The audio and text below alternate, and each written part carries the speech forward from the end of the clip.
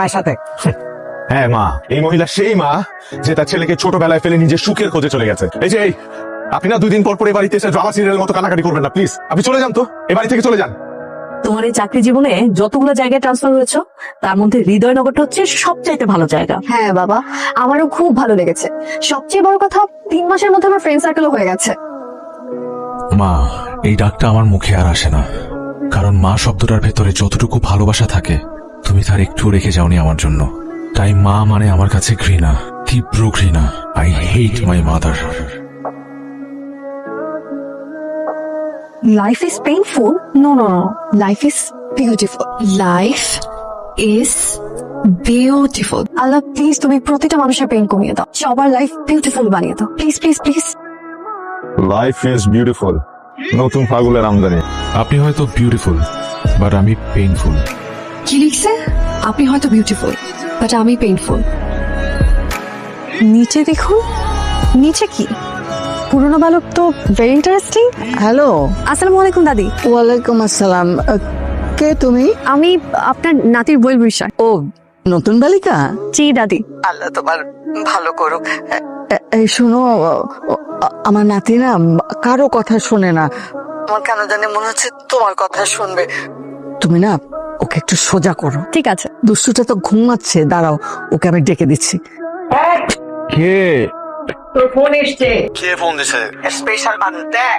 আরে কে? হ্যালো, কে? এত রাগি রাগি কণ্ঠে কথা বলা ঠিক না। কি আশ্চর্য, কে আপনি? নতুন বালিকা। Strange Messenger. হ্যাঁ, জি, আপনার ওয়েল উইশার। আমি সুকন্যা। আমি সাব্বির। আপনার হার্ট রিস্টার্ট দেওয়ার জন্য কল দিয়েছি। আপনি কিন্তু সেই প্রথম থেকেই আমার পার্সোনাল ম্যাটার ইন্টারফেয়ার করছেন। বিষয়টা আমি একটা ইন্টারেস্টিং গেম হিসেবে নিয়েছিলাম। ঠিক হয় না, সরি। ঠিকই ছিল, আমি আউটসাইডার হয়ে বেশি ইন্টারফেয়ার করে ফেলেছি।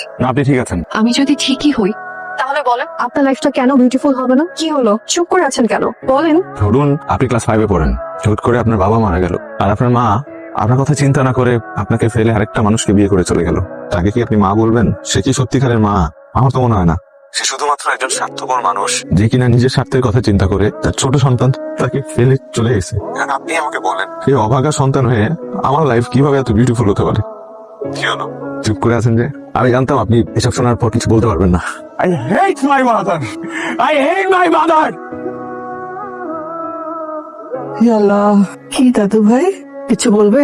সত্যি করে একটা কথা বলবা? সেই মানুষটা আমাকে জন্ম দিয়েছে, সেই মানুষটা কিভাবে পারলো আমাকে পেলে আরেকটা বিয়ে করে চলে যেতে? তুমি এতটা বছর তাকে ভুল বুঝেছ। সে তোমাকে ফেলে রেখে বিয়ে করতে চায়নি। তোমার নানা নানি, আমরা সবাই মিলে জোর করে বলতে গেলে একরকম তাকে বিয়ে দিয়েছি। আমি সবকিছুর জন্য সরি। কতগুলো বছর আমি তোমাকে কষ্ট দিয়েছি, কতগুলো বছর আমি তোমাকে ভুল বুঝেছি। কতদিন তোমাকে মা বলে ডাকি না, কতদিন তোমাকে একটু চড়াই ধরি না। মা, আমি কি তোমাকে একটু জড়া ধরতে পারি? আমি দাদির কাছে সব শুনেছি। Sorry. Hello. I was wrong. You are right. জানো, মানে আমার মার সাথে আমার সম্পর্ক ঠিক হয়ে গেছে। Thanks god. কত বছর পর আমি আমার নিজের মাকে জড়িয়ে ধরেছি, মায়ের ঘ্রাণ নিয়েছি। আলহামদুলিল্লাহ, আমি আপনার জন্য অনেক দোয়া করেছি। Thank you so much. You are most welcome. আচ্ছা, আমরা কি দেখা করতে পারি? দেখা না করাই ভালো। কেন? এই যে না দেখে না চিনে এত সুন্দর একটা অনুভূতির সম্পর্ক তৈরি হয়েছে আমাদের। চলুক না এভাবে। ঠিক আছে, চলো না দেখা করি প্লিজ। এখনই না, আরো কিছুদিন পর। তোমাকে না দেখতে খুব মন যাচ্ছে। আমারও, কিন্তু দেখা করা যাবে না। কেন এমন করছো? আমাদের এই রিলেশন আমি খুব এনজয় করছি। দেখা হয়ে গেলে আমাদের এই অদেখা রিলেশনের আনন্দ আর কখনোই ফিরে পাবো না। ঠিক আছে, তবে এভাবেই চলুক। কি হয়েছে তোর? এত চুপ কেন? ভাবতেছি ছেলেটাকে আর কষ্ট দিব, এবার দেখা করেই ফেল। ওকে বলি, ও তো খুশিতে লাফায় উঠবে। মেসেজ পাঠা। চলো দেখা করে ফেলি। শিওর? 100%। ইয়েস। সরি। কবে, কখন? Next Friday. ওকে। হ্যালো, কি রে, কাল কি নতুন বালকের সাথে দেখা হচ্ছে? হ্যাঁ, কাল 9টায়। আমি এক্সাইটেড। আমিও। তুই কেন এক্সাইটেড? কি বলিস? দেখা হওয়ার গল্প শুনবো না? গল্প শোনার জন্য আই এম সো এক্সাইটেড। ওকে। মা, একটা গুড নিউজ আছে। আমার সুকন্যার সাথে দেখা হচ্ছে ফাইনালি। শুনে আমার খুব খুশি লাগছে। সুকন্যাকে বলো আমরা ওকে দেখতে চাই। ওকে ফ্রেন্ড, বলবো। বাই তাহলে। আর ওর সাথে দেখা হলে ভিডিও কল দিস। হ্যাঁ মা, ঠিক আছে তাহলে রাখি। বাই। বাই। এই যে নতুন বালিকার সঙ্গে দেখা হলে আমাকে ভুলে যাবে না তো?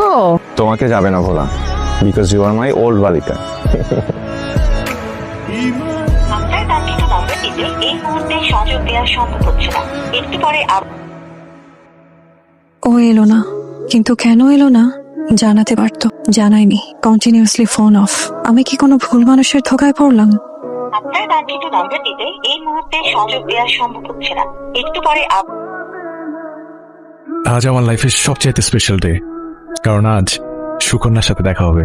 এই যে দাদু ভাই, নতুন বালিকার ছবি তুলে আনতে হবে, কিন্তু আমি দেখবো। দেখে কি করবা? যাচাই করব ওই নতুন বালিকা বেশি সুন্দরী না আমি। আপনার কাঙ্ক্ষিত নম্বরটিতে এই মুহূর্তে একটা মানুষ নিজে থেকে দেখা করতে চাইলো, আমি এত এক্সাইটমেন্ট নিয়ে দেখা করতে আসলাম, কিন্তু তার কোনো খবর নাই, ফোনটাও বন্ধ করে রাখছে। ওকে আমার সাথে দেখা করার কথা বলে ফান করলো? না, এটা তো